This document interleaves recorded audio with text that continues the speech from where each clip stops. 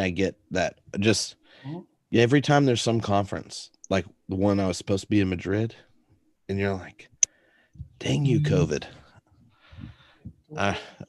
So this week I'm going to Vienna digitally for the phenomenology of religion conference. Okay. Sounds should good. Be fun. Yeah. Are we live yet? That's not theology though. That's religion. Yeah. They all overlap. All right. Really? Not to all people. What about Revelation, Tripp? What's your Well, if you want to talk about that, just let me pin the video to the top of the group real quick. And then I will we can talk about all the special and natural revelation you want, Adam.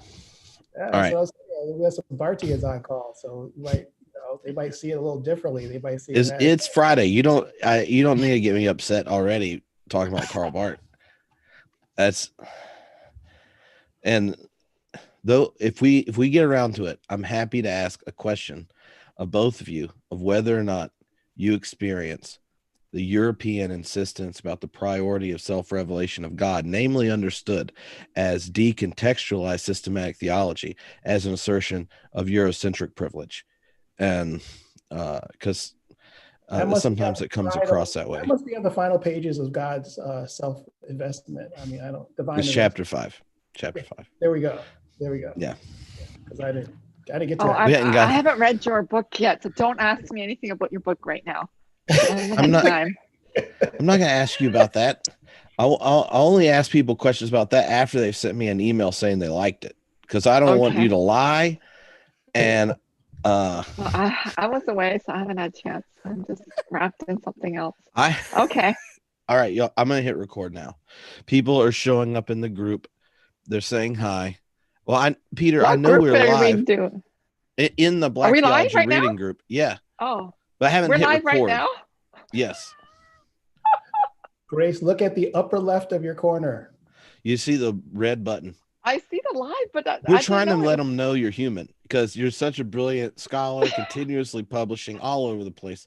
Now they know that even Grace is human. And, good, nice lighting, Grace. Good lighting. It's so many problems. Who? Me? All right. Or Tripp? No, you. I'm in a hobbit hut. Hello, everybody. This is Tripp, and we are about to have ourselves a fun conversation, because not just two of my brilliant friends, but they're also fun and decided to hang out on Friday, which is high quality decision making. You're a real theology nerd when you get the email. It's like, when do you want to get on and talk about theology? And you're like, 5 o'clock on Friday. That's when I throw down. So we're glad you're here. Grace G. Sun Kim and Adam Clark are in the house, and we're glad you're part of our reading group again, Grace, and glad you're part of Reverend Jackson getting to visit. That's right. Yeah. Thank you. That was so much fun. It went wow, didn't it? I was really thrilled with all that discussion. So it's actually so fun to be back again. Tripp, I think this is my 5th one this year. I think this is my 5th one with you this year. I know I didn't count all the other ones last year. I know Adam's been on forever because he's doing this whole reading group, but I'm not even part of the reading group. Well, this is my 5th homebrew with you. I know you are. You're moving up the rankings. So of total downloads ever, the last episode, Grace, you crossed 300,000 downloads of if you add up all the homebrewed episodes you've ever been on. Wow. What happened? So you know how you've been on the other homebrewed one? Yeah, you've been on, let's see, you came on the first time to talk about before you ever were a homebrewed book, you came on to talk about Spirit, Asian feminist theology. Then you talked about the Gongam style book. Then you came on 3 times during the homebrewed book. So this is your 8th time. But if you add up all of the episodes, you've passed 300,000 downloads. Grace, you need $1 from every download. You need $1. Me too. I am so thrilled. I remember last time when I spoke at the American Church in Paris. And then I asked them, how did they invite me? And then they said it was because of my interview with you on Homebrewed. And I was thrilled. And I know you weren't happy because you were the one interviewing me. But I got the invite. Well, I'm now closer. My plane flight will be closer when COVID's over. I'm happy to go to Paris, you know. So if you're in Paris, yeah, I love baguettes. Go to Paris together. Yeah, we'll go to Paris together. This is so exciting. Adam, we'll all do this Homebrewed in Paris one day. That would be great. Paris is my favorite place in the whole world. Yeah. Count me in. Well, after Seoul.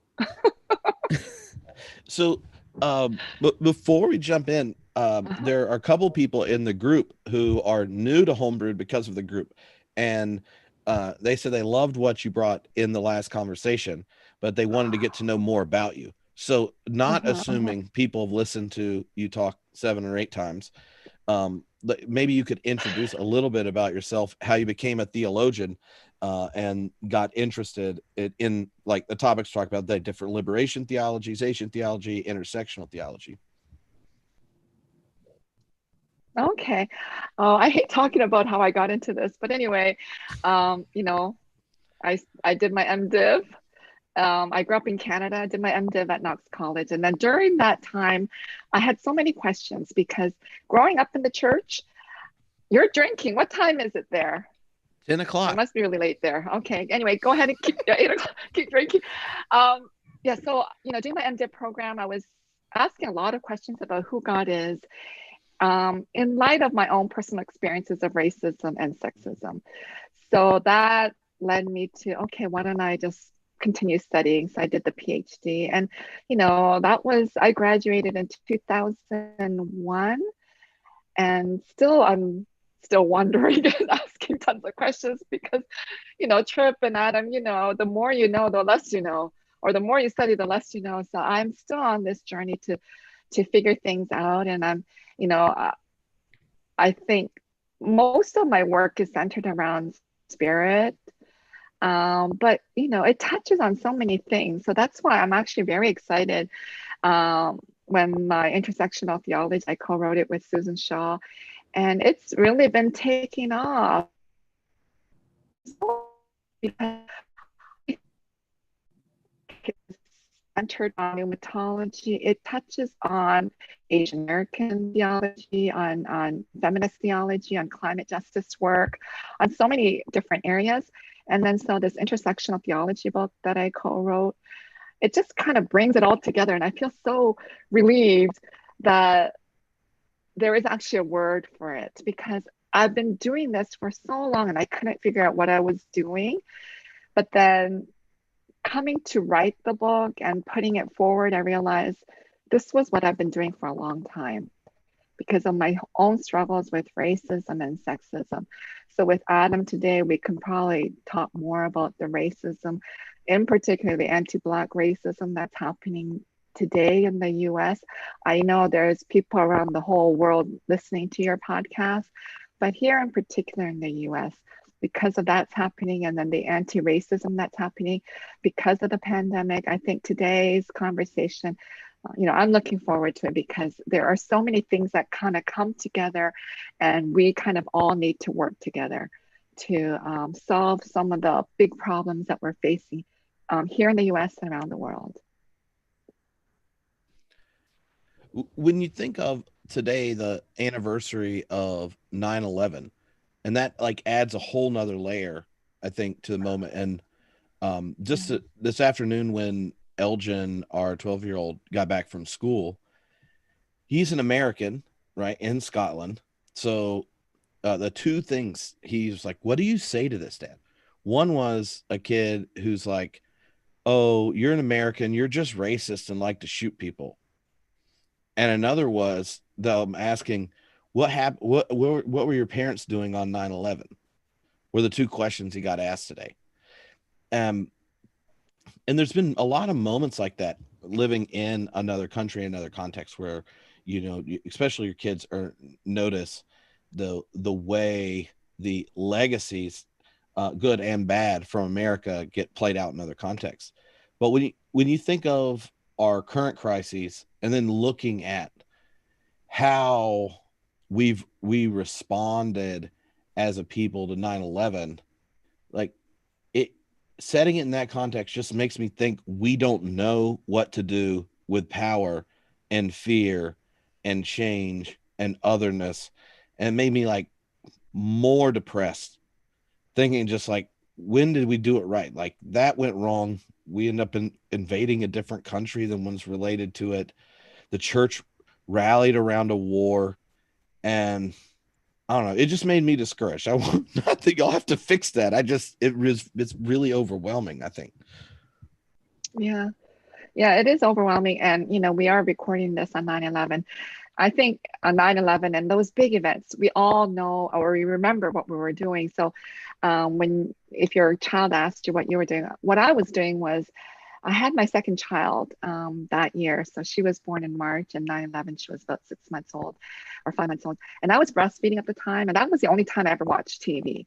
You just sit there and you just breastfeed and you watch TV. And that came on TV. And I said, that can't be real. So it's like, how, like, was it a movie? It's like this surreal event happening. And I was living in Canada at the time. And it was so sad to see. And then the aftermath of the invasion and going into war. There's a lot of theologians who have commented on 9/11 and how Americans reacted and how we always react to certain things like this. And, as a Canadian, for me, it was very easy to criticize the US as a Canadian citizen living up in Canada. And then now that I'm here and I'm dual citizen, I'm in the middle of it now too. But I think it really does require us as people of faith, as Christians, what are we to do with power? What are we to do when people are doing something against us? What do we do to others? I think it raises so many questions because when I think of that event, it reminds me of the Korean term Han, HAN. And I think, Tripp, you brought it in your latest book, right? I think you talked about Han. And there's a lot of people, and then I know Adam with J.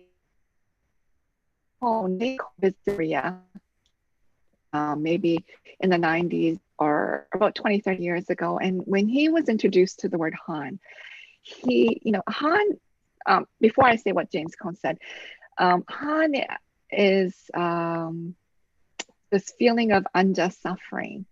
So something that is done to you as an individual or as a group, as a people. So people like Koreans or against African Americans here. So there's unjust suffering that people experience because of unjust systems. So this unjust system of racism or sexism or homophobia, those things. And it's this really crushing it really crushes your heart and your whole being. So it is, we Korean American theologians use it in our own theological kind of discussion to help us articulate this feeling of suffering that is placed upon us just because of who we are. So, and this Han can be passed on from one generation to another. So when we think about those who are upset with American policy or how we go and invade and how we colonize in different, modern forms of colonialism, these other countries or groups of people are experiencing Han because it is this misuse of power, taking their resources so that we can live better, so that we can, eat better and we can drive bigger cars and etc. So there is this feeling of Han. So in that event of 9/11, some Korean American theologians were saying people have so much Han against Americans, what Americans have been doing in their policies around the world, thinking American, we're the best country, we can go and liberate anybody we want, etc. Now people do experience Han. So when you experience this Han and you can't release it in a positive way, in a good way to get rid of this unjust suffering, this feeling of unjust suffering, then retaliation can happen, or bad things can happen, or they will do something in return to what you did to them. And so people have analyzed 9/11 in that way. The mass amount of suffering that Americans have placed on other countries. I think of Korea. Korea is divided because of US and Russia, the Soviet Union coming and dividing. We're the only country that's divided in the world. We're still divided, 70 years going, and this war there's no peace treaty yet. So, and then going back to James Cone, when James Cone visited Korea and he was introduced to the word Han, he said, this is very similar to how the Black people have experienced the blues. So in their experience of suffering of slavery, which is unjust, this unjust system placed upon Africans, brought here as slaves.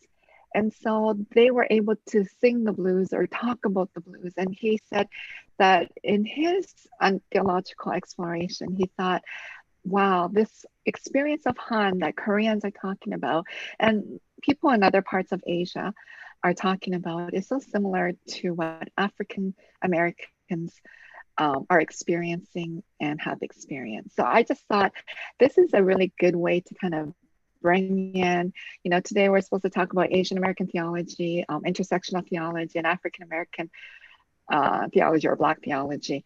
So I think this may be a good way to kind of come together, that we need the different languages, we need different voices, we need all people at the table to help us on this journey on this theological journey, because the only thing that we have is language, and language is very limiting. So when I learn new terms from Africa or from Asia or from different parts of the world, I think this is so neat, because maybe I was already thinking about that, but never had a word to articulate it or a concept to articulate it.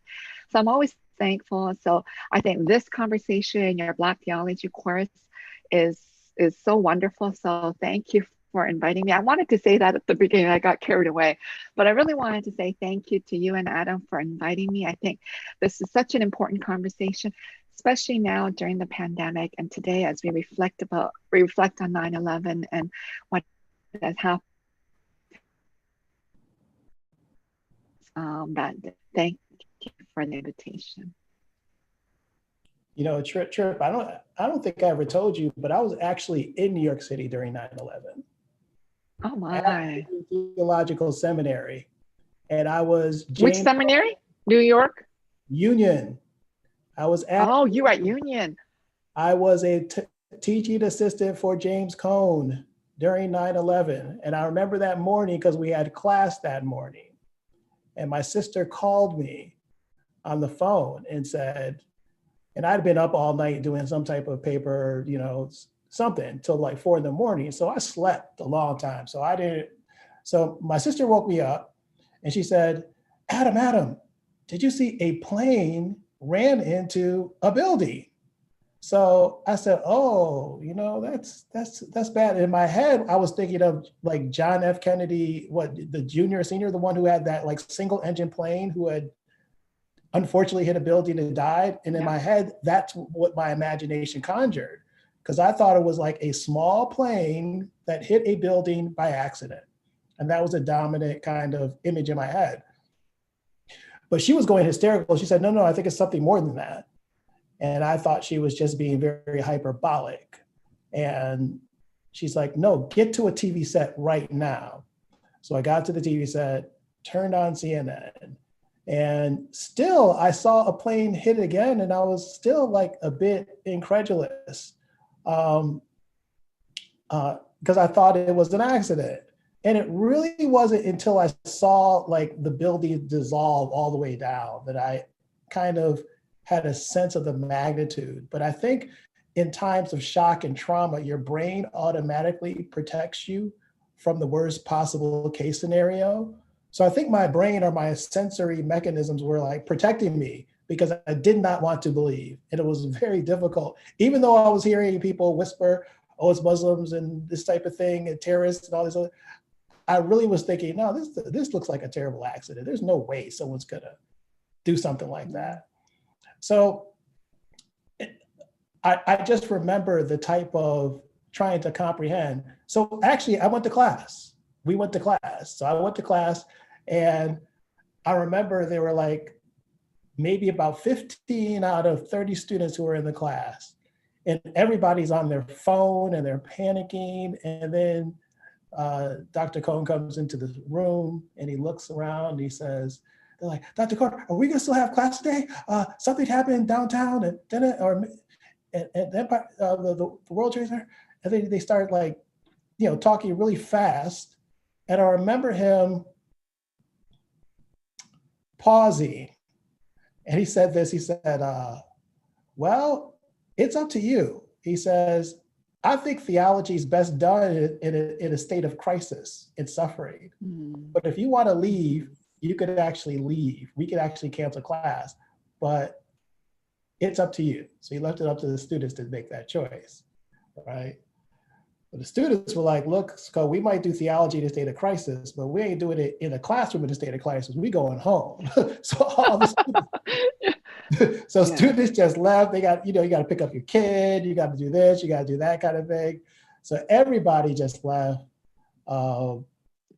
Sitting there, that I'm talking to James Cone. We don't understand the magnitude of the situation at this moment.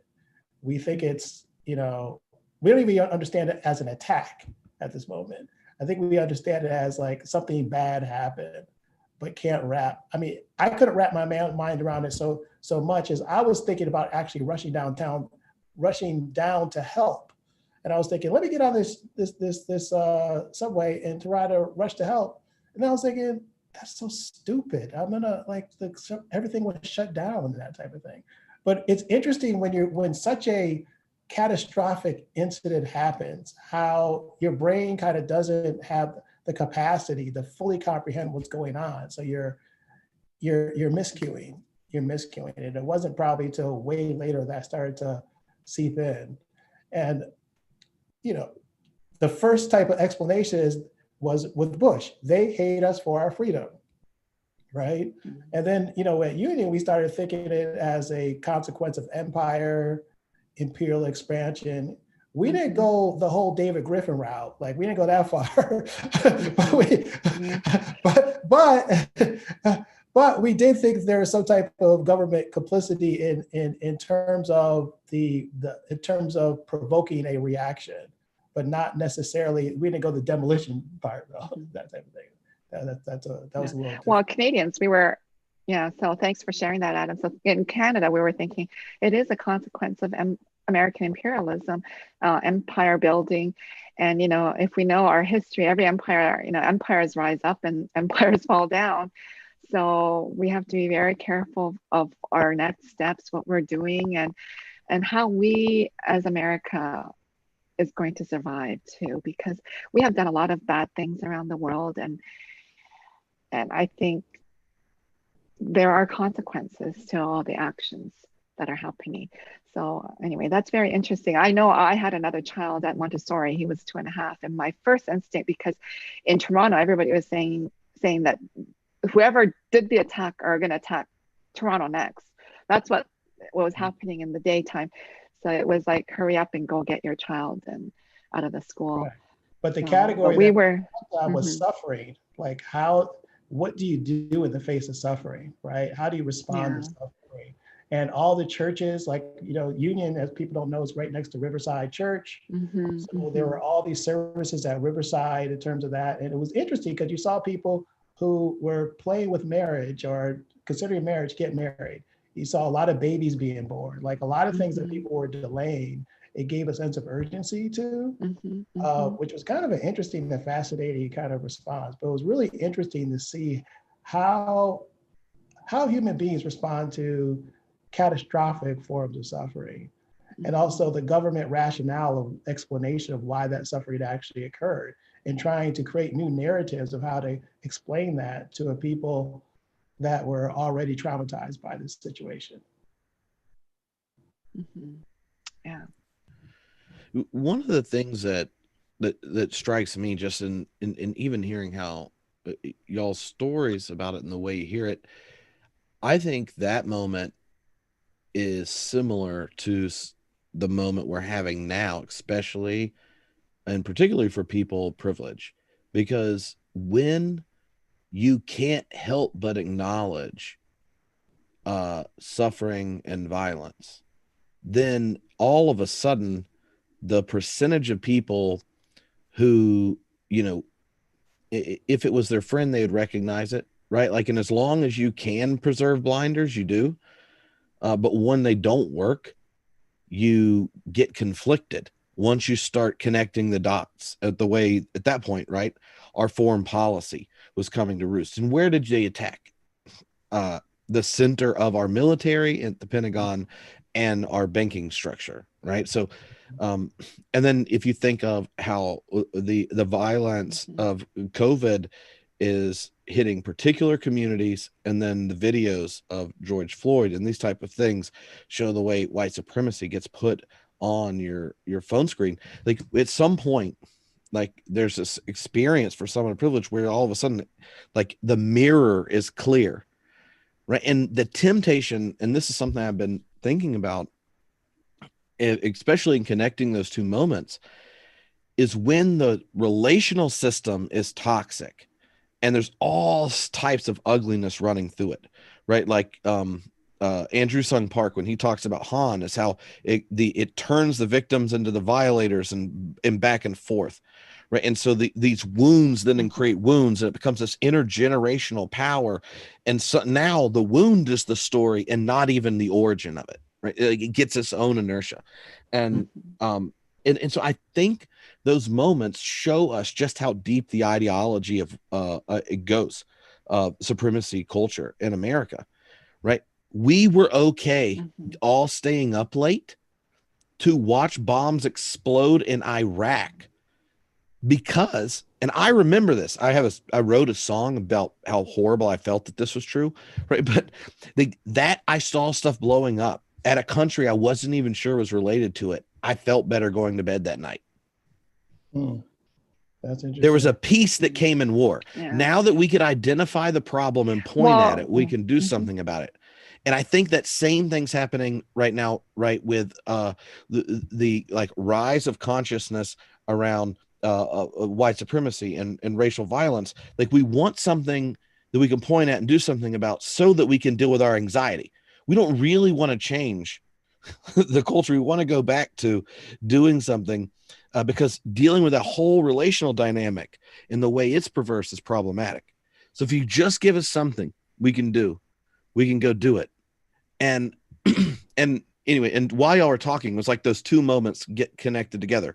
Like, we want to turn a relational dynamic into a substance, because then we can go fix it. And that doesn't ultimately address it. Let me also talk about another dimension of that the marginalized versus dominant populations. And this gets back to James Cone.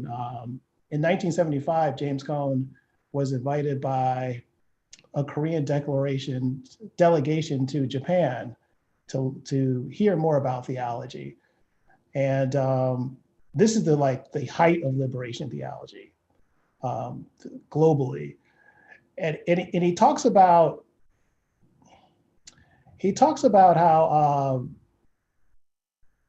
the Koreans were much more receptive to the themes of liberation, especially of Exodus, than the Japanese were, right? He says, I really couldn't, he says, visually, I couldn't really discern the difference between a Japanese person and a Korean person, but when I saw how the questions that were asked, the Koreans were so much different. I could tell by the way they talked and the way they engaged with me that there was such a difference because of the particular national history. Right?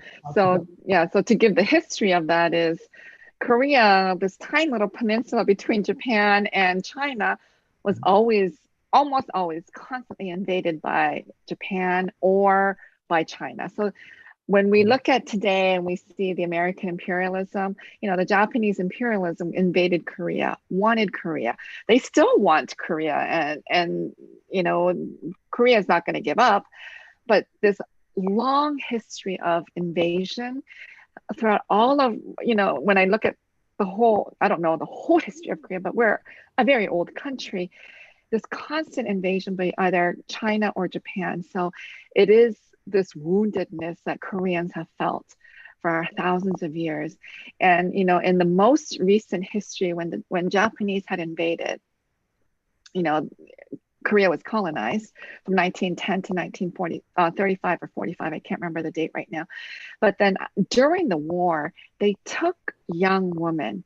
So some were like 10 years old, very young, you know, some 13, and maybe a little older teens, 18, 19-year-olds. The older ones, they took them, lying to them, saying they're going to be working in factories.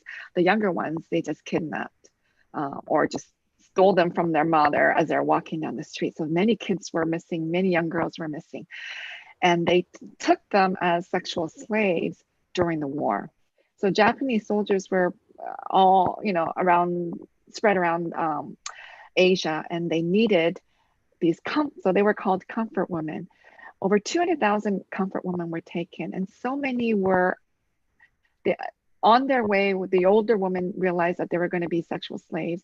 So they either committed suicide or they tried to endure when they had enough, when they were so overwhelmed with disease. You know, I've heard testimonies. So these young girls were dragged out naked, and guns were kind of, they were shot through the vagina. So there were many ways to torture these young girls. They did it in front of the other girls. And so when we think about this, and they're not just raped once a day, they're put in these small quarters, and the reports were they were raped 50 to 80 times a day. You know, that alone could kill you. So that's why so many of these young girls died. So we have this history where the Japanese raped young women and young girls. They colonized us. So we as a country have always felt Han, and much of it was because of Japanese colonialism or Chinese invasion. China wanted us to. We're a small country, but they both were fighting for us. So when we think about liberation theology, that's why in Korea, you know, the sense of liberation, wanting to kind of come out of this imperialism that the Japanese, you know, when they invaded Korea, they said Koreans can't speak Korean, you got to take a Japanese name. Our culture was destroyed. They killed our queen.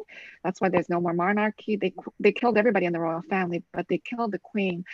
So, you know, the whole destruction of Korean culture was under the Japanese. So yeah, there's a lot of hate towards Japanese, a lot of animosity. But you know, this is the work of liberation. Something needs to be done, because if we don't do it well, so this experience of Han that I talked about earlier, 9/11. So these countries or peoples who are angry with because of our foreign policy, of what we trade, you know, they want to get back to us. They want to get back at us. So that's a very bad way to release one's suffering or one's experiences of Han. So Christians, liberation theologians, we want to find positive ways to release this Han. So, you know, these young comfort women, when the war was over and they were liberated, and, you know, many of them were able to go back home to Korea. You know, they were somewhere in the Philippines, they were all over Asia. They were just scattered all over. Some of them didn't even know where they were. So many of them who still survived try to go back home. You know, because of the honor shame system in Korea, many of them could not go back to their families because of the big shame of being raped daily, 50 to 80 times a day. So they lived this kind of single life. Many of them didn't get married because of the shame, what happened to them. So, you know, as these women lived, there's a lot of Han. So they need to be able to release it positively.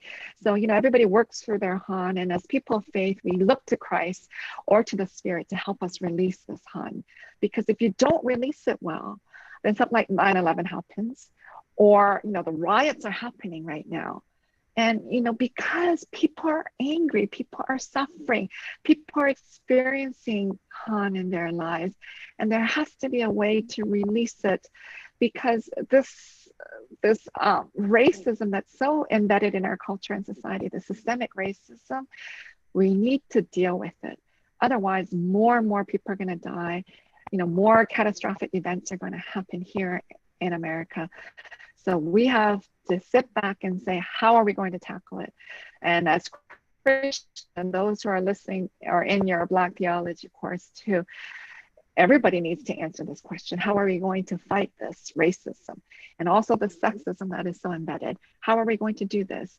So, a lot of evil has happened in this world because of these isms that are just so pervasive in our culture and our society.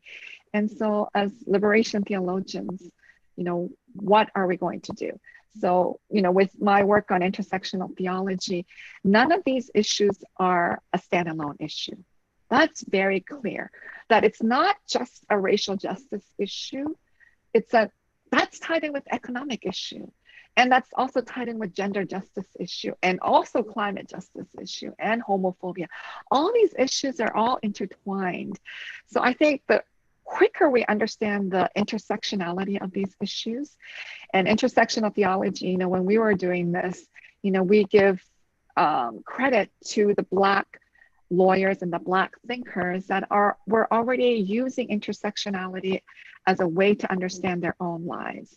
That when the Black women were talking and reflecting on their experiences of racism, it was not just racism, it was also sexism. And it wasn't just sexism, it was also the ableism and economic situation and everything else. So, we are indebted to the Black women thinkers that were able to articulate this. And so, when we're doing this theologically, understanding that these issues are all intertwined. So when we're talking about anti-Black racism, that's all tied in with the anti-Asian racism that is happening so rampantly now during this COVID-19. So I think recognizing this, and as Christians and as people of faith, whatever faith that you belong to, how are we going to tackle these issues, because they all intersect? How are we going to release people's harm that people around the world are experiencing because of us trying to build this empire, trying to colonize other peoples and other countries? How are we going to deal with it? These are all intersecting issues, and we have to deal with it. So hopefully Adam has an answer to all these problems that we are experiencing. It's enormous and not forward.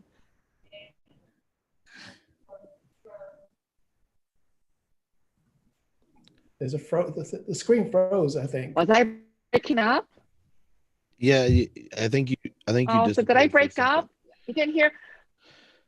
We can hear you now. now. I think we heard it, but it froze. Okay. But did you hear what I was saying? I hope. Okay. Okay. Adam's gonna solve all your problems. That's what you were setting him up for. Well, part of the thing is what are the themes, right? Great. I might have to change location, but yeah, she keeps freezing up. Part of the theme in terms of at least Black Asian theology dialogue has been solving all my problems. Yeah. What are the similarities and what are the similarities and differences, right? And the similarities in terms of the challenges that have been like poverty, right? Poverty within the Asian world, poverty within the African world, Black world, and also a strong emphasis on culture and religion, right? Drawing from religion and culture as a way of constructing theology. Like you keep mentioning Han, which is very similar to African-centered things of ancestors, right? In terms of that. Like, so the fact that we draw on our cultural sources, right? And also have to experience like this kind of material deprivation has been the basis for carving out a theology that's carved out of our culture, right? And that's what gives it, both Asia and the Black world are so diverse. I mean, Asia is like a term that covers so much vast territory, right? Yeah.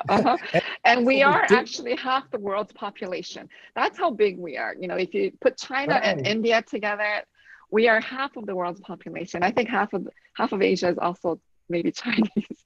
That's how big China is too. Yeah. So we are huge in the world. But then, earlier, Tripp, you were talking about marginalization. Sorry to cut you off, Adam. And the fact that as immigrants, or those who have been here for 6, 7, 8, many generations here in the US, still this marginality happens to us. So to us Asian Americans and to African Americans, to any people of color, we are marginalized because of the white superiority, white supremacy that's happening here in the US. So even though I am half of the world's population, and I know about 10 years ago or 20 years ago, Time magazine had a cover of the most popular or most common face on the planet. I don't know if you ever saw that cover. And that cover is the man of a Chinese man. I'm actually going to change location, so just keep talking. I'm going to stop the video. Okay, no problem.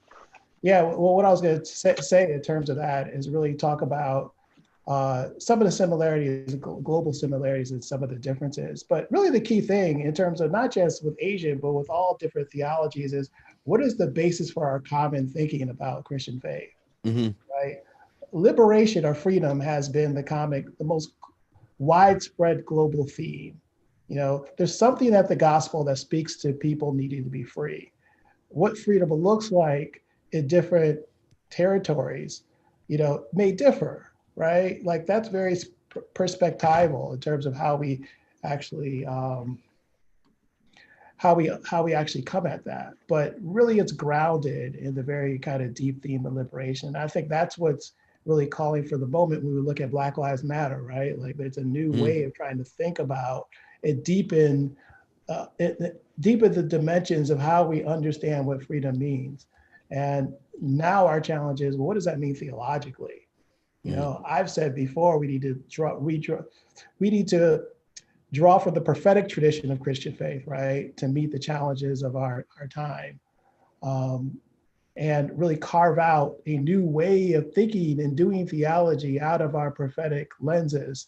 And I think that's where we have to meet the challenge of the moment with Black Lives Matter, with COVID, and with this type of election that's really an election about whether we want to, what kind of country are we going to become, right? I think that's the key question. I apologize again, sorry about my freezing and so forth. Hopefully this is a better location. Well, it's fine so far. Yeah, it's fine so far. Okay. Nice. It's good lighting too. Okay, thank you. Thank you so much. Yeah, so I apologize. No problem. That I was breaking up, but yeah. So one of the questions that got sent in, I think fits here, and it's good for both of you to respond. And it is a question about how from your own kind of traditions and context do you understand God's solidarity with the oppressed.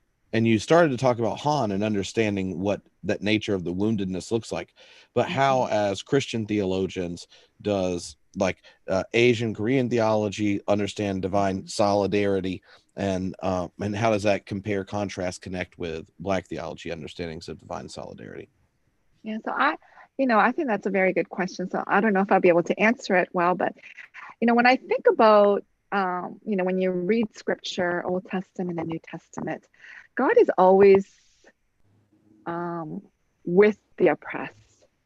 So when we think about the Exodus story, they are as slaves and they're crying out to God for liberation. God hears them. So God is always hearing those who are oppressed and are marginalized. And when we see the incarnation of God through Jesus, so his life on earth, Jesus was there with the marginalized. When we look at the story of the anointing, in the Luke passage where this sinner woman comes to anoint, everybody's all angry, the rich guy sitting in the room, this was a nice dinner, and then this woman comes in. Jesus does not ignore, but says, this will be done in her memory. So we will remember her. We don't know her name, but we will remember her. So always Jesus is with the side of the oppressed. And I think about, Sally McFaig had always used these models of God and God as parent.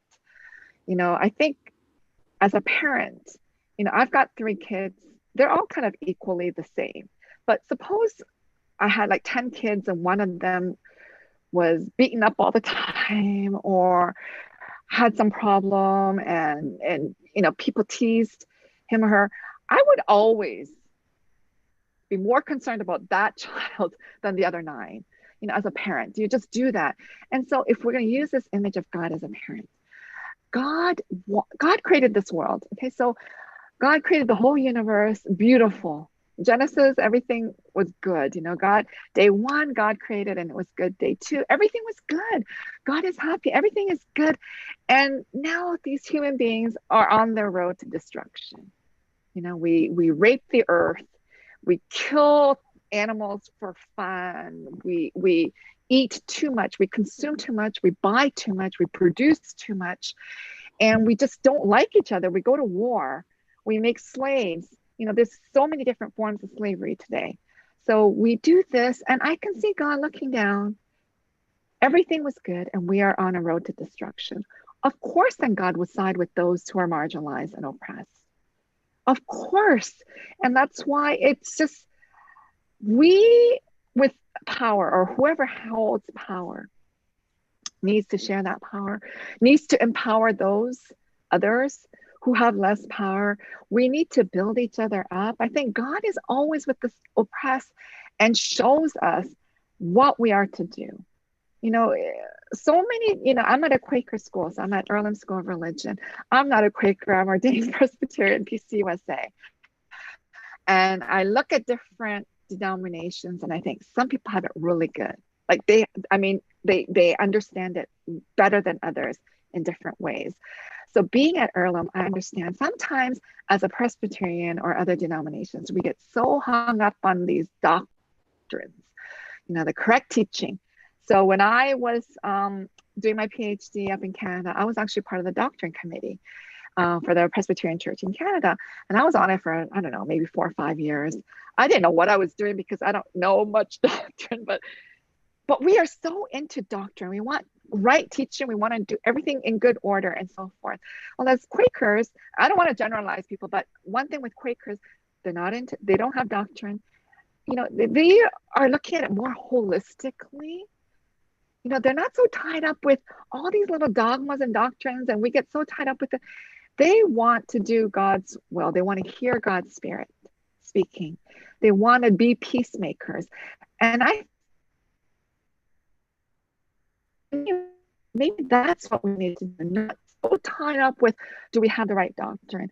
Do we understand Jesus correctly? The Christology, is it correct? Or can we just believe and just do what Jesus told us to do, which was to go feed the poor and the hungry, clothe the naked.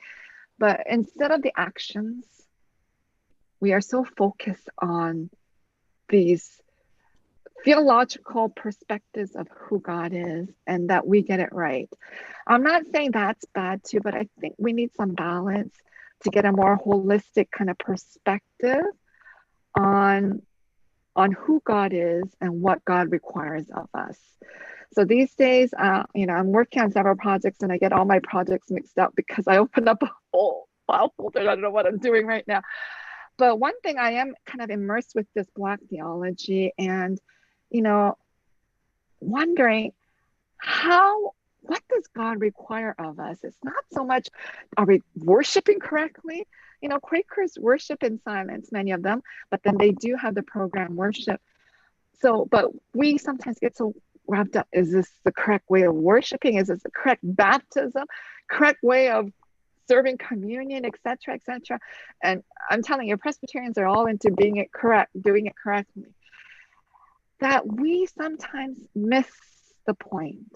Micah says to walk justly and humbly and do what is right in God's sight. We miss that. And today, if God's telling us today to do what is right in God's sight, then it is really to be with the marginalized, to understand how marginality works, understand how white supremacy works, understand how patriarchy is lived out in the church and reinforced by many churches, understanding all that and working towards this liberation. So I'm always excited that there are so many of us who are doing liberation theology, different forms of liberation theology. And so we kind of need to work together, cross disciplines, so that we can kind of help one another in our own communities.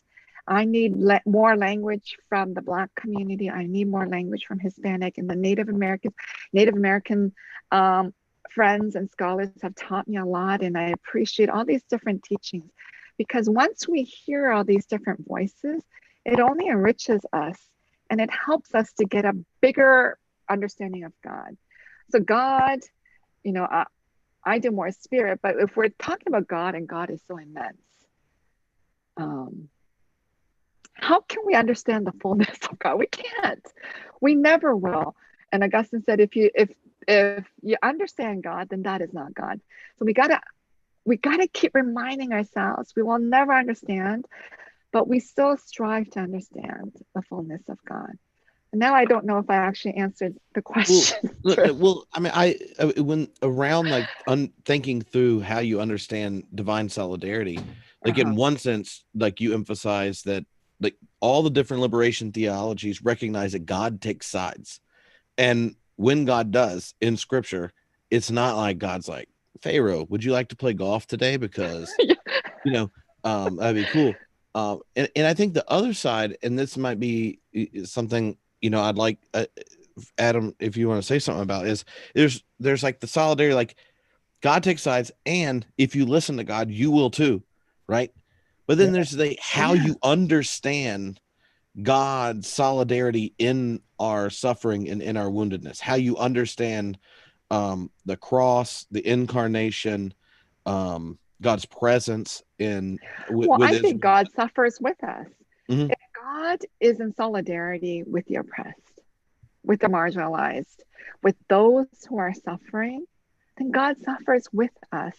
And that's, you know, when you mentioned Andrew Sung Park earlier, so his book, The Wounded Heart of God, that, you know, we as Koreans use the word Han, but then that piercing of the heart is also experienced by God too. And where do we see that? On the cross. You know, when Jesus died on the cross, it was not like, oh, he didn't experience pain. There was pain, there was suffering, physical and emotional. You know, his disciples all abandoned him. Right? They left him. You know, he was alone on that cross. They beat him up. They put the thorns on his head. He was suffering, and so he does suffer with us. And I think that is, you know, God is in solidarity with us who are suffering. You know, when women are raped, you know, women are sexually assaulted so frequently. You know, with the Me Too movement, yeah, it's highlighted more, but still we have a hard time when we speak up. You know, and you see this in the elections too, you know, both with Biden and with Trump. You know, Trump's being, but anyway, it's just God is with those who are suffering because God suffers with us. And so, you know, I think when we see that God is suffering with us, I think part of our task is to prevent the suffering that's happening here in this world. So many people are suffering because of climate change. You know, California, all the fires happening, people, they're losing stuff and people are losing lives. This will continue to happen, not just in California, but in other parts of the world because of climate change that's happening. Scientists have warned us in so many ways, but we still fail to take any action because it's not affecting me right now, so it's okay. But yes, it is affecting us in so many ways, and we just don't want to admit it. So I think, you know, we are on this road of destruction. God is with us. God is with us in our suffering. And I think we need to change courses to stop the suffering and the destruction of lives and of God's creation. You know, when we first got on, I halfway joked with you guys about one of the things that we could talk about in terms of Asian Black unity is Kamala Harris, who has multiracial identity. But your question about God's solidarity with the oppressed actually is applicable here, because there's so much conversation about who to vote for, right, with progressives, about should I actually vote for, does the Democratic Party sufficiently actually address solidarity with the poor and marginalized, that it's worth actually promoting that, right? Or there's a People's Party thing that's going on that's talking about that, look, this system cannot produce the type of results we desire, that is structurally flawed, so much so that any type of actually voting within the system is fool's gold, right? That they're too tied to the corporate agenda to actually represent a certain type of genuine, authentic solidarity, right? And that's been kind of a debate that's happening within the left in terms of that. But I also think it's also about what the Christian vote actually, how do we identify the Christian vote, right? Like, I think that should be the key issue to really talk about the Christian vote, is the idea of solidarity with the oppressed, not the issues of gay marriage and abortion, like you see on the news media and that type of thing. But I think there should be a push to actually put that at the center of what is Christian obligation, what is Christian duty, and that can be expressed within our electoral patterns. Yeah. So I hope we can actually push to make that something, because progressives have been seen as almost like junior brothers or sisters within the kind of cable news media when it comes to suggestions of how to vote, as if that evangelicals have more of a hold on biblical truth in terms of that. And I'm hoping that this election will provide many of you who are listening right now and people who are reading and thinking critically about this as an opening, especially after Tripp Fuller's former employer, Jerry Falwell Jr., fell from grace so far that there's going to be a vacuum. There's going to be need to actually represent an agenda for people who for the faith vote. And maybe homebrew can lead Tripp. Yeah, so when you're talking about the evangelical vote and so forth, I think who are progressive, we love to point fingers at them, but I think we also need to recognize there's so many Christianities. So how are we going to kind of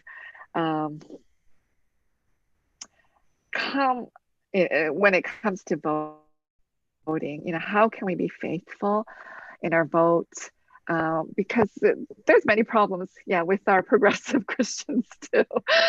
So I'm getting a little worried. I think there's only about 55 more days till the election. I think that, or around there.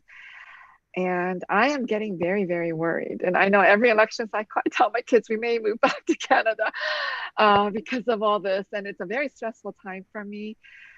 So I just hope that we can vote, faithfully, but understanding as people of faith how we understand Christianity too, because the Christianity, there's so many forms of Christianity. And I think Tripp second last episode that we did, I was talking about Americanity, that sometimes it's not really Christianity, but Americanity. We just put an American flag around this and we present it to everybody saying, this is Christianity, but it's not. It's this American philosophy of imperialism and empire building that we present. And it's this false God that we present to America and to the world. So we have to be very careful. I think, there's some craziness happening today. and I think one of the things that I've just in looking at how people respond, in social media and then emailing me, people listen to the podcast, especially ministers, like if you look at congregations that are ethnically diverse, handle this really differently than ones that are overwhelmingly white. And I think part of it is, let's say you are, a more progressive congregation in a white congregation, that you're still like half your friends are white supremacists, right? Mm-hmm, Like, mm-hmm. and so like in your head, every conversation or every item that's pushed in your head, even if you are like, I agree with everything you're saying, but half my family and friends are now uncomfortable, and I would rather keep you oppressed than be awkward with them. That's the Yeah. issue, Uh-huh. right? And I've heard Yeah. it Uh-huh. in different emails and messages I've received, and and part of it has just been hearing America discussed by where I'm the only American present. Mm. Um, like it has been really It's shaping. enlightening. Yeah, and here's like the part of it that I've been trying to think of, like, what is the correlation moment? Like if I was trying to describe it, uh, there, when Solomon actually lets a real prophet in the court, Mm-hmm. all of a sudden he's pissed.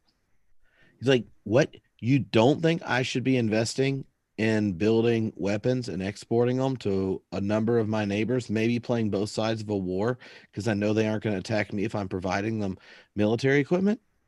You know, like there's so many of these little things you see, like Solomon's like defense mechanism, and the prophet's like, "No, you were supposed to trust God the whole time, and now you're treating your own citizens like slaves, right?" Mm-hmm. And what's his response? Get me a new prophet.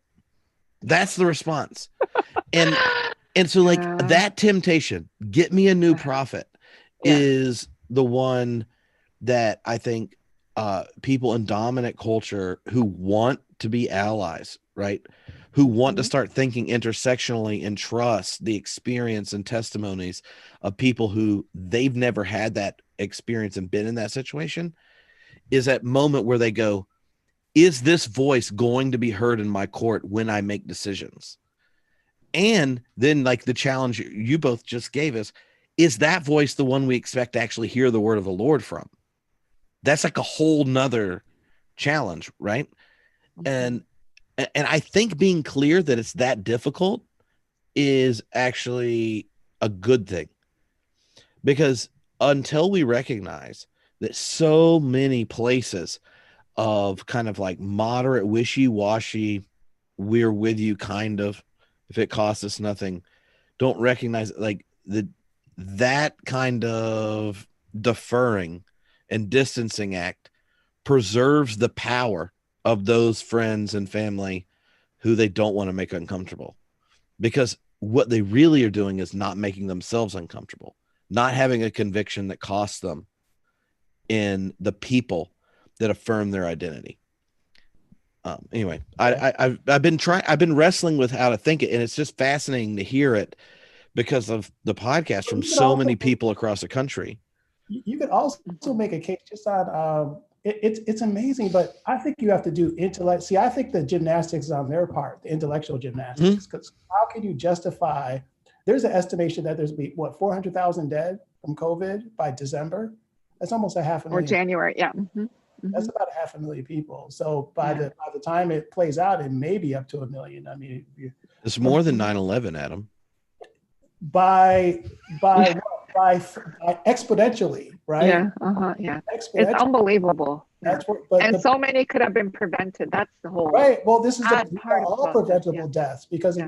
it should have been like a pinprick. It shouldn't have been a Mm-hmm. flood or a Yeah. hurricane comes Yeah. in. So the point Mm-hmm. being is that even independent of ideology, right? If you just talk about basic competence. So to me, the mental gymnastics in terms of defending the vote, and this is also, I have to say, a white problem, right? Because the majority of white people voted for Trump, right? The majority of American citizens did not, right? So the fact that we have the majority of white women, white Catholics, and white Christians that voted for Trump, that to me constitutes a crisis in Christian credibility in the white community, right? Like, Yeah. how can you make your faith credible when you have somebody who is a brazen racist, right? A brazen incompetent, to actually say that this person is, you can entrust that person with leadership. You would have and to, he has, and the thing with Trump is he has survived everything. I thought soon after he got elected, someone's going to actually assassinate him. He survived what all these things. You bleeped that out, right, Tripp? You just bleeped that, right? It just froze, right? Okay, good. Oh, what I was saying? Yeah. Go ahead, Grace. No, so he survived the impeachment. He survived, and I feel like he's gonna win the next election. He survived everything. Like, you would think there's no way he can, but all the sexist things that he said, and it's unbelievable. So it's like there are so many Christianities, and so Adam, you were saying like the big chunk of white Christian evangelical, it was a solid vote, and it's amazing to me, but we'll see. The question is, what is the nature of Christian identity? What's the public meaning of Christian identity? We've been having this in our previous conversation about James Cone wanted to debate what the public meaning of Christian identity, and the argument becomes that white people forfeited that because of all they've done. There's such a gulf and contradiction. So when you have people from the South and marginalized communities actually say, okay, this is what it means to be Christian, there's a kind of more of an integrity in it. And we're still at that place about preserving the public meaning of Christian witness. And I'm saying when you see Christian witness connected to someone who's a neo-fascist, right, it just destroys and undermines that credibility. So I'm saying this election has a opportunity to regain the upper hand and trying to redefine what the public meaning actually is. Yeah. Well, when we study history, when we think about Hitler, he baptized Catholic, and he had the backing of so many Christians and Catholics. They all thought whatever he was doing was right. So it is scary, and history repeats itself. And that was a lot of coercion, right? Like at least the German Catholic, Christian Catholic, there's a lot of coercion going on there. Yeah. Right. It wasn't anyway. Just like, we think what you're doing great. It was like, if you don't, you lose your job. Like it was like that kind of thing, because that's a national church, right? In terms of that. But but my point being is that that's part of what liberation is trying to do. The liberation paradigm is really try to talk about what the public identity, what the public meaning. And I think this is one of the key things that are emerging in this election cycle, that Homebrewed and other progressive outlets have an opportunity to actually seize the moment, right? And offer a different way of thinking about it in ways that people haven't thought about in the past, like a kind of decolonizing the very idea of what Christianity has been, and repopulating it with things that could actually allow people more flexibility, humanness, and using, a intelligible use of history and culture instead of just ignoring, the culture of marginalized folks. Right. So I think that's the part decolonizing, of the benefit of actually this moment. Adam, what you said is so important, the decolonizing, decolonize our minds.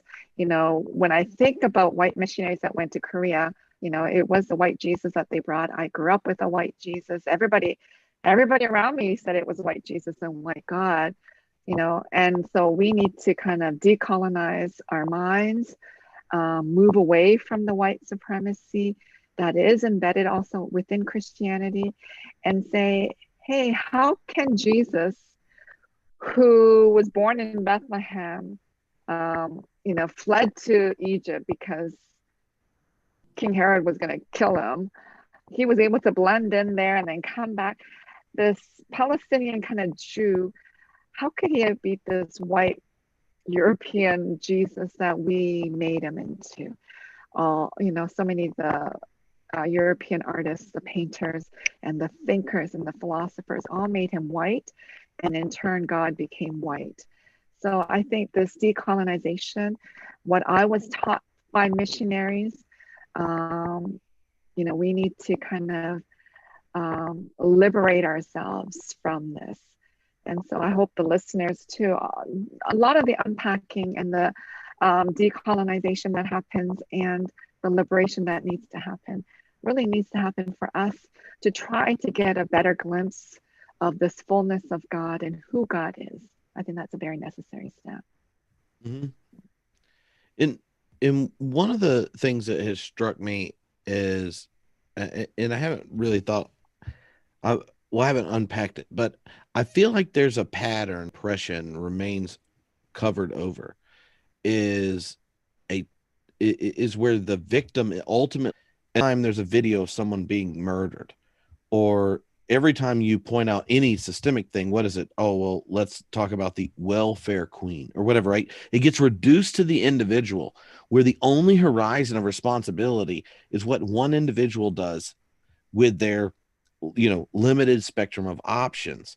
And then you can blame them for whatever the course is. And like, we have to ask questions differently, right? And I think it's one of the gifts of the book, the Intersectional Theology book. It's one of the gifts of liberation theologies that recognize that kind of like idols, like mammon and supremacy culture and such. Yeah. Well, I think why white supremacy has been so successful is they wanted to maintain the status quo. They were able to sexual white person. So yeah, it's easy to blame. Okay, African Americans aren't doing well because they're lazy. Hispanics aren't doing well because they're lazy. Women are being raped, yeah, because they were wearing such clothing. Of course they're going to get raped or they're going to be attacked. So always blaming the victim, Tripp, as you said, it happens over and over again. And in doing so, you can maintain the status quo. When we look at the life of Jesus, Jesus didn't come to maintain the status quo. He came to disrupt the status quo. The Roman Empire was there. It was destroying people's lives. They were heavily taxed and they were scared. There were so many restrictions.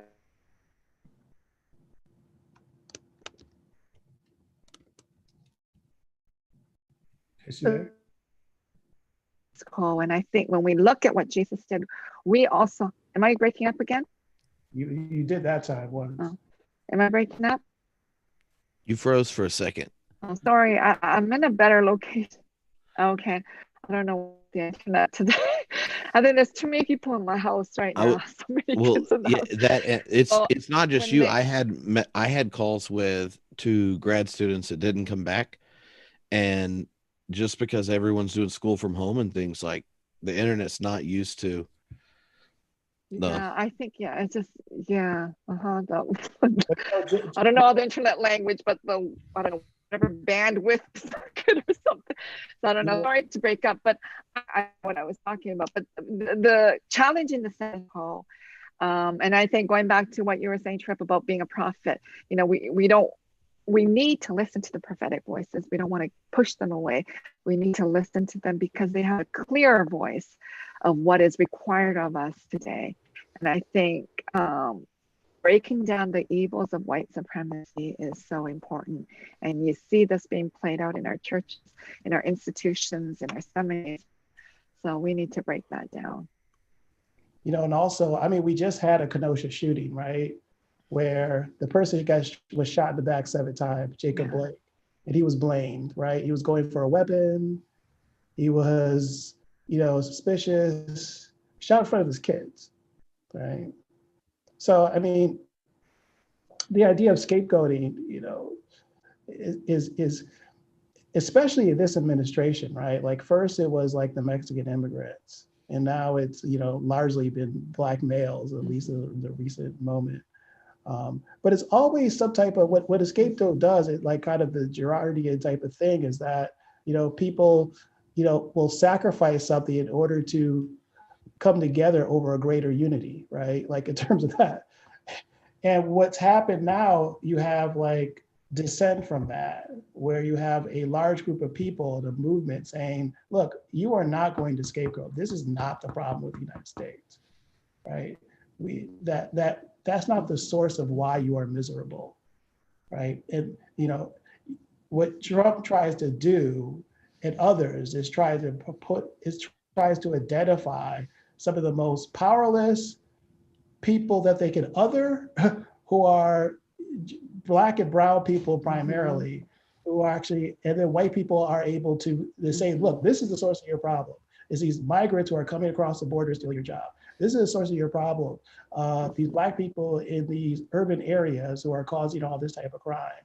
And then after that gets identified, you have these type of middle-class white people who come together and are able to try to talk about some type of national unity and a retrieval of a bygone era, right? That they're trying to put on to today. That's why I'm glad to see the type of success of people saying, look, I refuse, I resist, right? And I'm glad to actually see, churches getting more involved in that and actually supporting that movement, because it's a refusal to go along with that, right? But I think the second step needs to be of where is the source of misery, right? We refuse to identify Black and brown bodies in this movement, but now we have to identify, well, where is this misery coming from? Let's get a better analysis. And most of it's coming from these corporate worlds who are making billions and billions of dollars in this type of economy. And there hasn't been a proper way of trying to hold them accountable for the national wealth and the sources of at least economic misery primarily, and also some of the kind of manipulation of the political system. And I think that's the next step that has to go. It has to go. And I think after we stop the neo-fascism of Trump, right, we've got to actually recalibrate our liberationist lens to try to hold the next administration accountable for that. Yeah, thank you for sharing that. Yeah, I agree with you wholeheartedly. And I think understanding all these that are intersecting, the economic situation, the racism, and all these issues, part of the intersectional theology that Susan and I were working with it always lead to some social justice work. So any form of intersectional work that we're doing when we're talking about intersectionality, it has to lead to issues are all kind of coming together. There's not a single issue, but it's always multiple issues. So when we're talking racism, we have to tackle sexism and everything else. So I hope that as liberation theologians,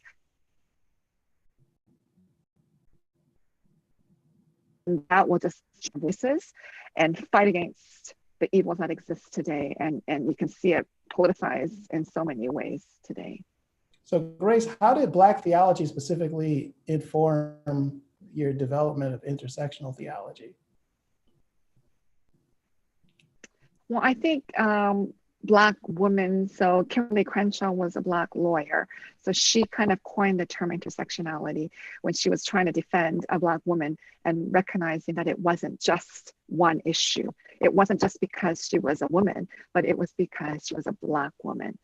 I think she was fired from her job. So I think, there is, when I think about liberation theology or Black theology, so the last thing that we did was with Reverend Jackson, right? And I can't remember whether he said it during the interview or after when we're just chit-chatting, because everything gets blended in my life right now. I don't know if it's, there or somewhere else. But he was talking about Black theology before James Cone. Did he talk about it on the recording? He did? Okay, I can't remember, but he because we talked about it a bit further, and that when African slaves were here, Black theology was there, So he was pointing to the understanding that, Black theology, when Blacks were enslaved, and then when they were trying to go to church, they were only allowed in the church balcony. They couldn't be part of the church. And that's where AME, Bishop Allen started the AME.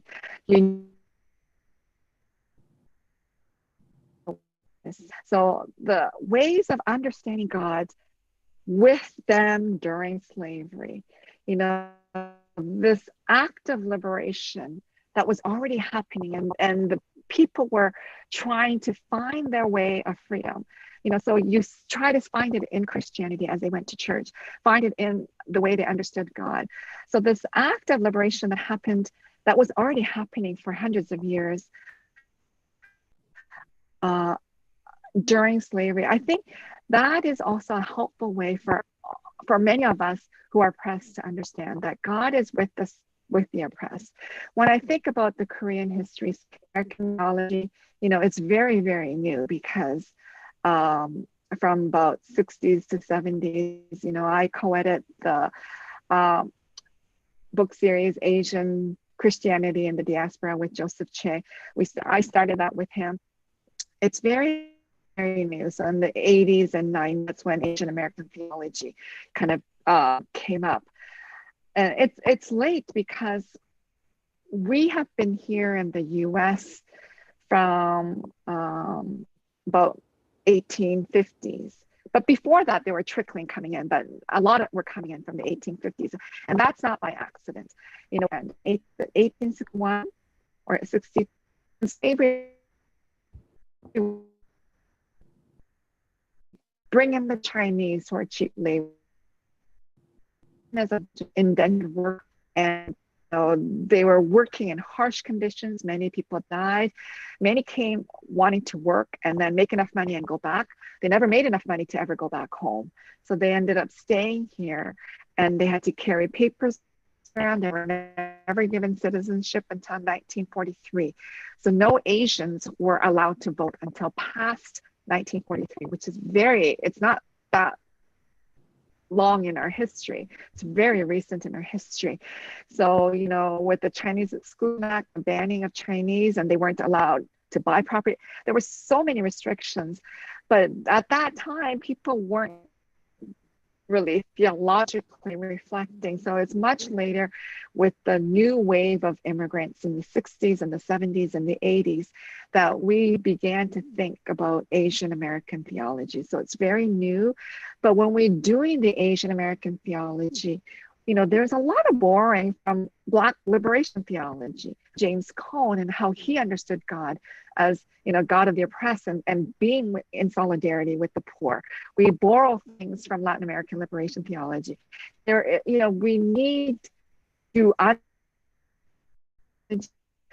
come up with our own. What makes us a little different is in the sense that we bring our Asian concepts and our Asian words from our Asian history and our Asian countries into the theological realm. So that makes it a little different from Black theology, from Latin American liberation theology, from post-colonial theology. So there are all these differences, but there are similarities. We're all seeking towards salvation, but boring and a lot of read off other liberation theologies to help create our own. So there is a lot of hybridity that's happening. I think there's nothing pure anyway. So there's hybridity happening in all levels of theological discourse. And I think if the end goal is to liberate people, then we need to come together and help him. So I can't remember if that was your original question, but anyway, that's where I'm ending up then. Yeah, I was just wondering in terms of just informed. I mean, one of the things in terms of dialogue is just really talking about the similarities and differences, where the common ground is and where the need for growth is. So I was just wondering in terms of, how Black theology has informed your particular theological perspective. James Cone writes a bit about Asian theology, but the Asian theology, the Asian theology he writes about is liberationist orientated, right? And I see a lot of contemporary Asian religious scholars talk more about the evangelical dimension in Asia than I do about the liberationist dimension, right? So I think most of it is maybe dated at the time. I'm not sure if there's this type of widespread looking at liberationist themes as they were in the 1970s in 2020. Yeah, so you're correct, because how white evangelical Christian missionaries went to Asia. So they brought that in, so they exported it to Asia. So let's look at Korea, and we embraced it. They told us everything that we had ever believed in was false. It was false God. Buddhism was wrong. Shamanism was wrong. Confucianism was wrong. Everything was evil, right? And so we embraced it totally. And as we embraced it, white missionaries were able to build the schools and the hospitals. So there was this economic development. So there was nothing, there was no need to question it because they told us everything, we were bad, and then we're following what they're saying, building the schools and building the hospitals, and we're going to be better. So there was really no sense of, oh, there's nothing wrong with it. So it wasn't that much specifically in Asia. But then once, the Korean government was so corrupt, it was military government, they were killing people, then the liberation did arise. And then that's where Minjung theology came up. Minjung means mass and people. And so it is a theology of the people to work towards liberation. So, that was happening in parts of Asia. So this need for liberation theology. So here in the US, it was still because the immigrants were all evangelical, or the ones that came and became Christians were very evangelical. I grew up very evangelical. I grew up in a very ultra conservative Presbyterian church in Canada. It was like, I grew up with so many rules. And one of them was I had to go to church. And if I didn't, that was evil. And I couldn't shop on Sunday. I couldn't do anything on Sunday but worship. It was very, very strict. And that's how my parents raised us.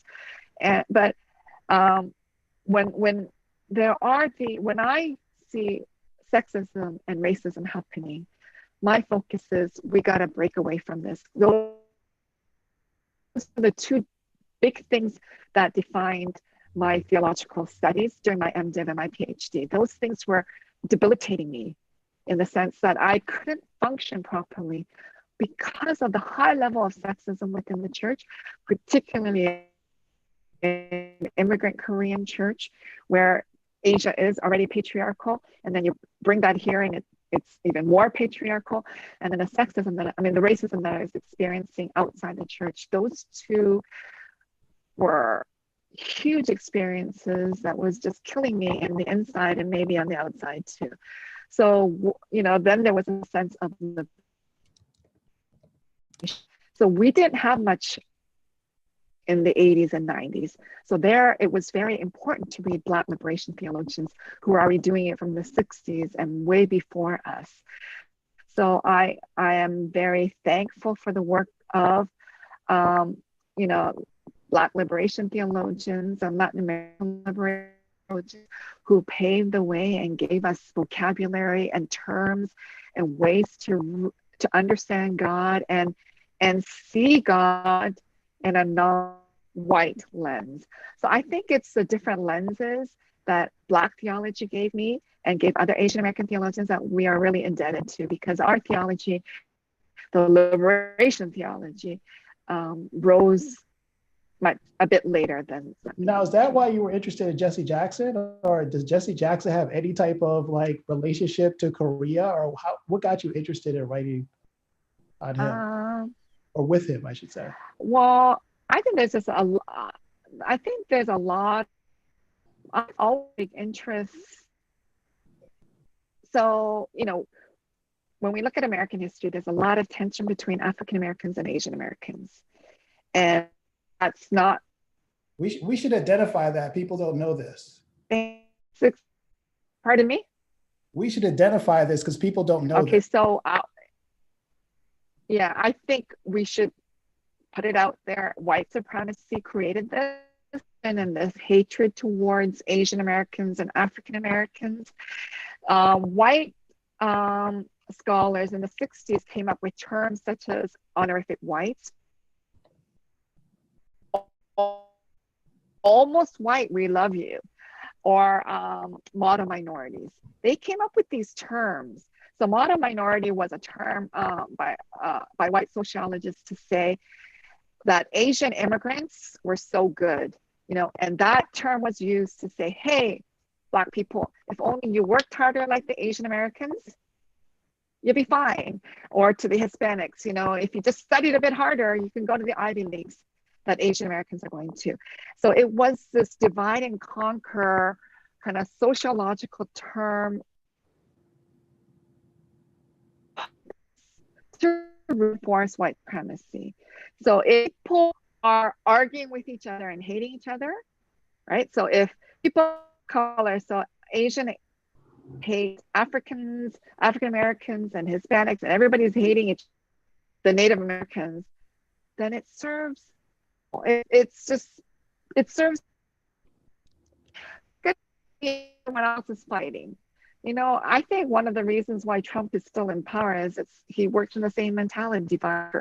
Everybody's fighting against everybody, and they just fight amongst themselves. And he's still okay. Like, I can't believe he's still president 4 years later. That's just unbelievable to me. He should not be president. He should have been kicked out, or something should have happened.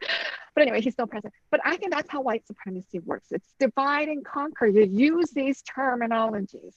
When we look at Asian Americans, we're not all doing one of these schools. People, if you go to Flushing, Adam, you lived in New York. If you go to Flushing, the poorest people in Flushing are the Chinese people and the Koreans. Some of them are living in these little cubicles, there's also with rats running around buildings. But Grace, there's also that Koreans own. Pardon me?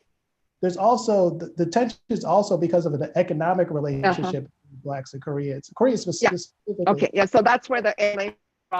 Well, Koreans own almost the entire Black hair care industry, right? Are you there? She froze a little bit. Yeah. So So there is this tension happening. So, and it's not by coincidence. So that is happening. So as a liberation theologian, as a feminist theologian, as an Asian American theologian, my interest has been for a long time to break this tension. If we can't just work in our little silos, I can't just sit here and just be happy that Asian Americans are all happy and, I'm just going to write for Asian Americans. I can't do that. So that's why it's important for me to work with other theologians, Black theologians, womanist theologians, Hispanic theologians, Native American theologians. We got to work together, because if we don't work together, this white supremacy will keep doing what it's doing and keep oppressing us people of color. So that was my interest. And he was interested in Asia. And so we were able to kind of work together. So it's, he's not the only Black person I work with. There's other people. And, I'm hoping to continue this book that I kind of started, with African American voices and Asian American voices. I think those two, because we have the history of the tension with the LA riots. And then when Baltimore happened, there were the Baltimore riots that happened more recently. And, a lot of tension between the Asian Americans in Baltimore with the African Americans. And we have to talk about it. We have to be able to work together and release this tension. And if we don't, we're going to end up killing each other. That's how white supremacy works. Everybody hates each other. You're going to end up killing each other. And so we have to fight these oppressive structures that are put in place. And we need to be able to liberate ourselves and each other, and we have to work together. So Adam, you and I have to work together, and Tripp have to work together, because us in place, right? That's what it does. That's what white supremacy does. You stay down there and everything will be okay. You just be quiet. You're the model minority. Just keep quiet and everything will be okay. That's why there are so few Asian American voices, because we're told to be quiet. We're the good people, you got to stay quiet and just let everybody else create the mess. But, we got to fight the system that keeps us oppressed.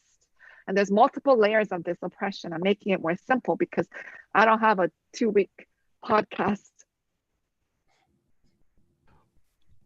Well, Adam, is there to kind of come together and work? So Adam, is there in your own experience, how does the Black church or African American community experience the way racism shows up between different races, especially in America? Because I remember being a part of a number of ecumenical gatherings where the well-meaning, more progressive white people walk into things and not knowing how certain things are going to come across or where tensions might be. And that's definitely one of those topics that you never know exactly how to talk about. Yeah, well, see, the primary in these, racism functions differently in different contexts and cultures. It's context specific. In the United States, the primary antagonism has been Black, whites, and slavery. So they see any immigrant group who comes into it has to kind of fit within a pre-existing racial caste system, right? And a lot of times people who are foreign nationals, of course, want to fit in with the success with the white, right? So there's a certain type of desire. There's a certain desirability to actually fit in with affluent white communities, and then there's a certain types of repulsion of a grotesque Black community, right? So that happens not, and this is not limited to Asia. This is Latin American. Any type of foreign national comes in. When you see the type of conflict between Blacks and Asians, it's even hard for me to say Asians because that's such a, there's distinctive Asian groups. What I was it's thinking very about diverse. Yeah. Right. What I was thinking about is specifically what you hear in the conversation of the Black community is about the hair care industry, how that's like kind of unlocked and it's not Black owned, right? And Black people only have a unique type of hair, right? And don't even control the type of billion-dollar industry that's actually kind of manicured to the hair and nail manicures, pedicures, that kind of thing. And I think some of the friction comes out of that type of economic relationship, right? And then cultural misunderstandings that happen within that context, right?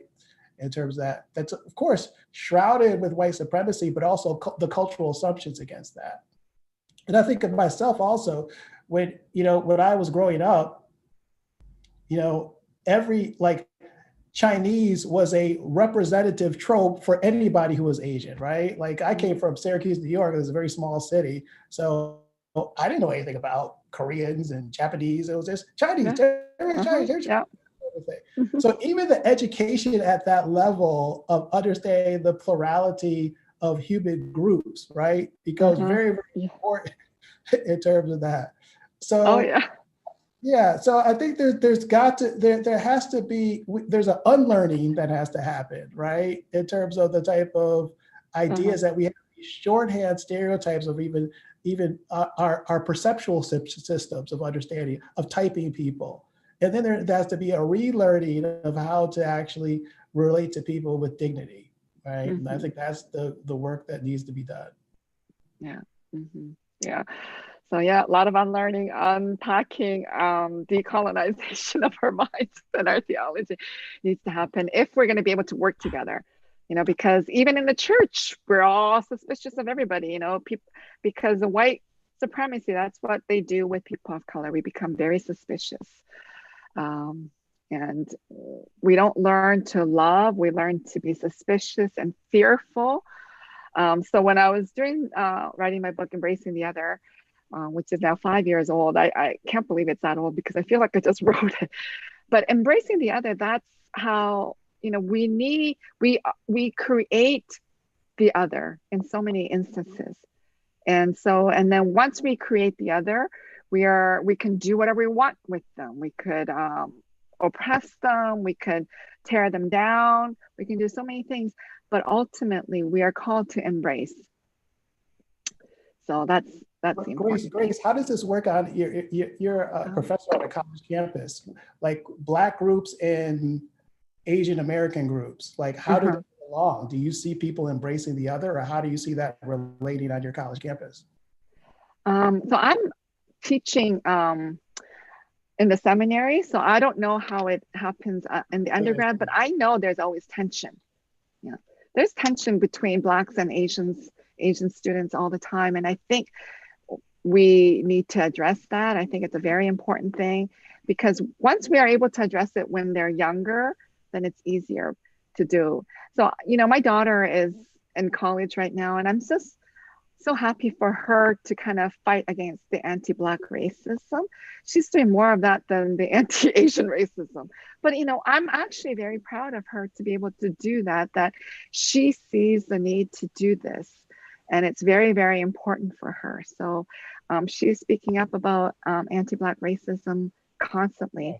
So I'm happy to see tension. Like I see more ignoring each other. Like I don't see Black people don't really talk too much about it's Asian students as a group in terms of that. Like there's not like a tension in terms of that. It's just more of, I would say there's an indifference. And the reason why they raise this is it's not embracing. They're not embracing. It's yeah. So I think the indifference is hard too. I think we need to kind of start working towards embracing. I know, when we think about theologians that you and I know too, like some of our friends, I don't want to name anybody, but when there's interracial marriages, there is so much problem. And I'm wondering, why is that still a problem? But it is. With either Hispanic and Black, or Asian and Black, or white and Asian. There's all these tensions. So I don't know. So I know why there's problems. I know why there's problems, because especially when you have Black men who marry Asian women. I know. Yeah. I understand it in terms of that, but a lot of it has to do with issues of desirability and submission and that type of thing. These type of tropes that get kind of coded on to Asian and Black bodies. And with Asian women, the problem that, so every group has their own different problems, but when white people, when they view Asian bodies, so the Asian men are desexualized, and then the Asian women are hypersexualized. And this is what white culture has done to our bodies. So we got to unpack that. Why is that happening, etc. It happens because it serves the white people so nicely. They feel no threat from the Asian male, because if you desexualize them, they're not a threat to the white people. Black men are over-sexualized, right? Yeah, over-sexualized, yeah. Right. So understanding what's happening in this white culture is very, very important. So once we understand why it's happening, then we can work towards kind of dismantling this white supremacy that continues to oppress people of color. We continue to have this tension, or the indifference that you're talking about, Adam.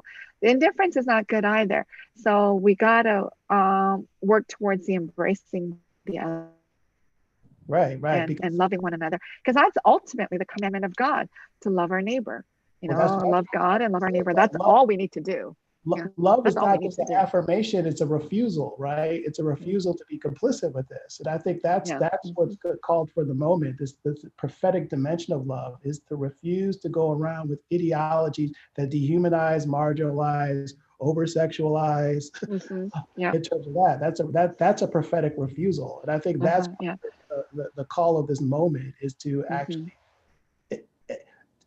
access that dimension of love, right? And then the affirmative aspect as well. Well, that's awesome. Well, I realize we've already gone way over what I told Grace we were going to do. You told me we'll do 1 hour. Well, but I should have just let you two talk to each other the whole time. That was really, it was really helpful, and it connected with a number of the questions people put in.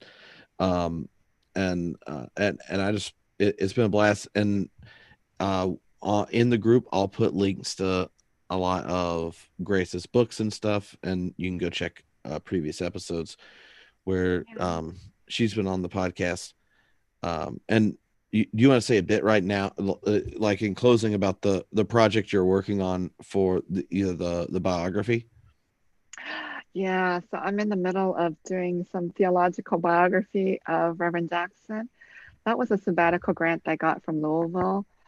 And, any book, Tripp and Adam, you just think it's going to be this simple kind of book. It's an enormous project that is going way out of hand, and I'm just really overwhelmed by it. I'm actually very stressed, but it happens to me every book. So I'm in the middle of that. So it's like this firestorm I'm in. Hopefully, if I can pass this kind of firestorm, things will be okay. So, but I'm hoping that after, when it's done, and I'm in the middle of it, so it's a mess, that it will be a worthwhile book for people to read. I think his legacy is very important. Not just for the African American community, the Black community, but for a lot of us people of color, because what he has been saying, this economic injustice for Black people, it really does apply to a lot of other people of color. And so it's exciting to learn because he really hasn't been able to articulate his theology. He has been more of a political kind of speaker, but to be able to kind of articulate his theology, he's doing it kind of maybe for the first time too, because I'm pushing him to, but it's very interesting. I find it's life-giving. But as you know, he's an orator. So to put someone's work on paper from orator it's unbelievably difficult. I had the same problem with the Keeping Hope Alive book because he's an orator and those speeches and sermons were written for an oral audience. To put it and rewrite them in a written audience was a nightmare too in itself. When it's done, like now I am so pleased with the final product. It's unbelievable what the final product is. And Tripp, you read it, so you understand. So this is now another big task for an orator, and then going to, and he speaks in short, like sentences. I don't know if they're a sentence, but short phrases that don't translate very well into the written language. So that's another layer. So, but anyway, I'm okay. I'm still surviving. And actually, on top of that, I'm actually doing another book that I kind of submitted the first draft to Fortress. I don't know what they're going to title it, but the title I have is Visible Theology, or I think maybe it was Invisible Theology. I can't remember. No, but the editor has to get back to me, but I know when she does, I'm going to have enormous rewrites because I can just see that happening. I envision that happening. So I prepare myself because it's going to be enormous rewrites on that book. But I'm very happy with that. That's an Asian American theology book. I want it to be more of my own storybook, but then now it's more of an academic book. So it started in one way and it's becoming something else. But I know there's going to be major rewrites. And then my new book, Hope in Disarray, will be coming out soon. That's been very delayed, not on my part, but on the publisher's part. But I'm excited about that one. So hopefully when these books all come out, your listeners, people around the globe will read them. Awesome. And appreciate them. Excellent. Yeah. Well, thank you for hanging out on Friday. Or it's 9 minutes, or it's 9 minutes to my Saturday. So okay. Well, thank you so much for having me. Thank you so much, Adam, for doing this whole Black theology series. I think it's so important. And so I think during this conversation, the intersectional and Asian American theology has been so helpful for me. And I hope it's going to be helpful for all your listeners. So thank you. It's been an honor. Every episode I do with you, Hope, is such an Hope with you, Tripp, is such an honor. So thank you for having me. I hope this won't be the last. I hope I'll be back again soon. I hope so too. Awesome. Thank you. And thank you for everyone hanging out with us on Friday night. I didn't think people were going to hang out. So hopefully people have been hanging out. Yep. All righty. Till next time. Thank you. Bye-bye.